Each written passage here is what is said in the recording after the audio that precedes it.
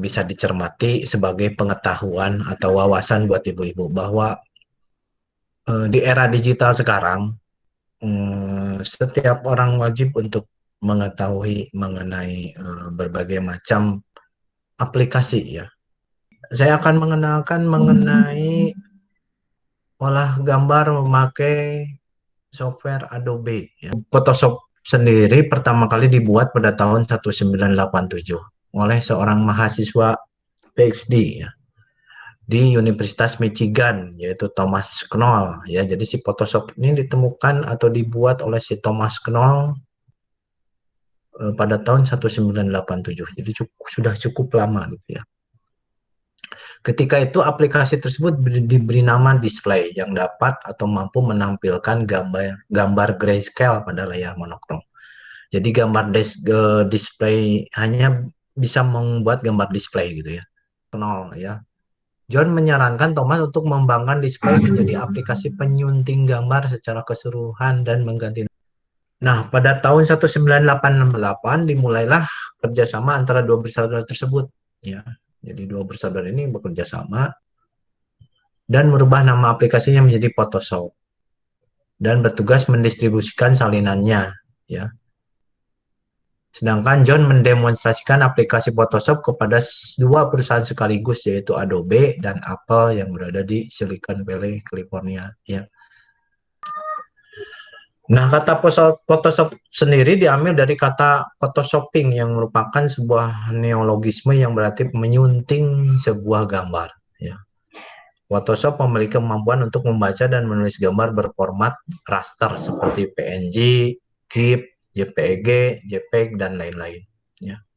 Apalagi sudah menampilkan sebuah gambar. Ya. Jadi sebelah kiri ada toolsnya, sebelah kanan ada pop-up menu, ya.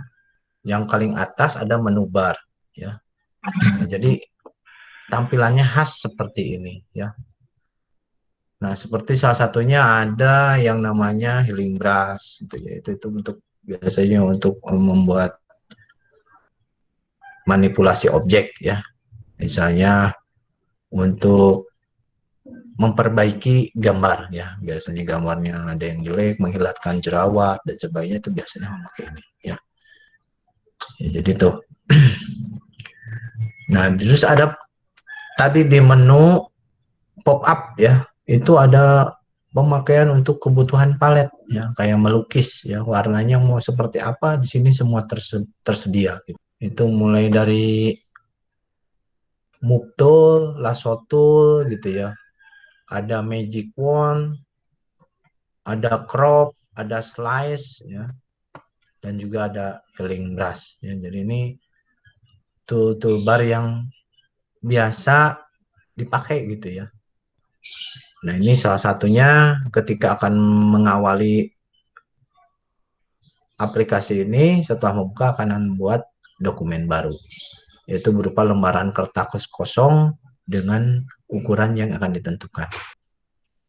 Nah, biasanya manipulasi gambar itu kalau secara kreativitas akan menghasilkan objek-objek gambar seperti ini, ya. Seperti misalnya gambar foto berikut ini yang memang sudah dipercantik dengan kebutuhan gambar. Nah, yang kedua juga gambar-gambar yang seperti ini. Yang ketiga, ini biasanya dipakai untuk menampilkan gambar-gambar yang dimanipulasi untuk kebutuhan sesuatu yang sangat fantastis gitu ya. Jadi ini untuk kebutuhan vektor yang tadi bitmap. Nah, ini berbeda dengan yang Adobe Photoshop ini. Ya, kalau ini disebutnya Adobe Illustrator. Ya, sama ini dikeluarkan sama Adobe juga. Ya, hampir sama, cuma kegunaannya aja yang sedikit berbeda. Ya. Nah, tools-toolsnya juga sama. Ya, seperti ini. Ya, toolsnya sama. Ya.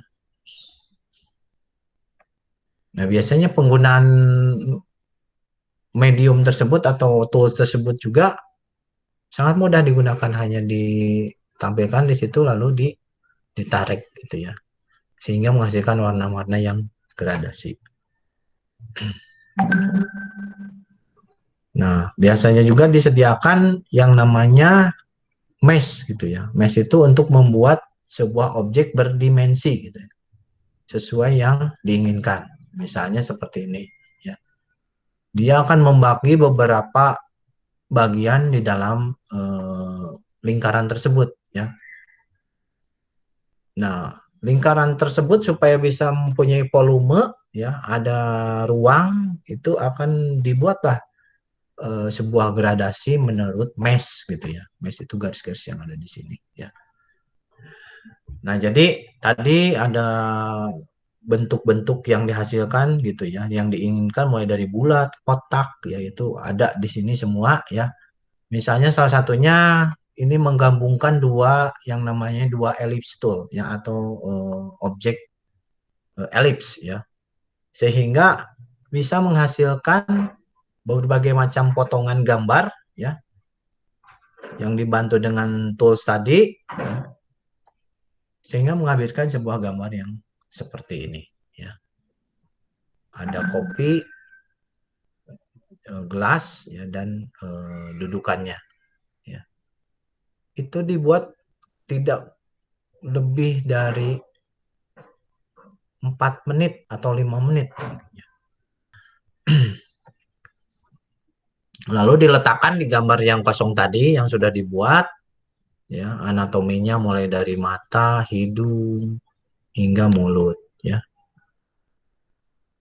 Misalnya kalau dulu mah anyam menganyam gitu ya, membuat sebuah bentuk. Nah, kalau di software itu sama juga, membuat bentuk ya, detailingnya, komponen-komponennya dibentuk semua untuk digabungkan menjadi sebuah bentuk objek yang diinginkan. Oke, brushing biasanya ya. Nah, seperti ini ya penggunaan brushnya. Itu. Ini ada semua disediakan ya, sama software ini semua disediakan. Mau garis tipis, garis keras, sehingga garis yang terputus-putus atau seperti percikan percikan dari warna gitu ya. Ya biasanya kalau di tukang cat ada yang namanya spray gun gitu ya.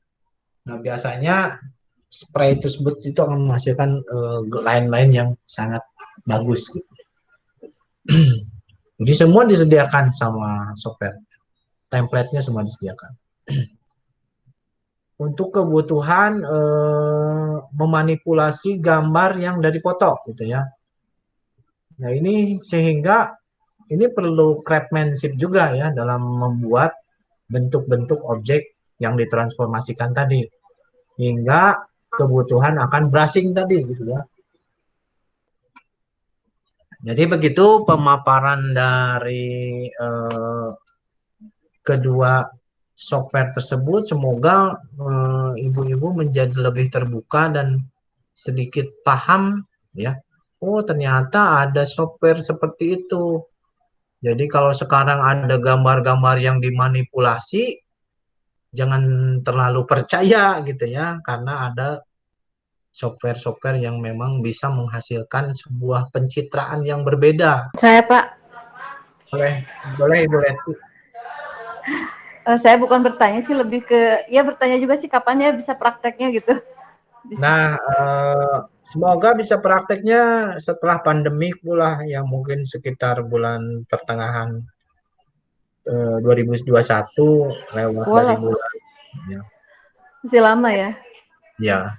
Nah, kalau workshop kan harus langsung ya. Kalau Iya. misalnya seperti ini juga kerepotan di Iya. di perangkatnya ya.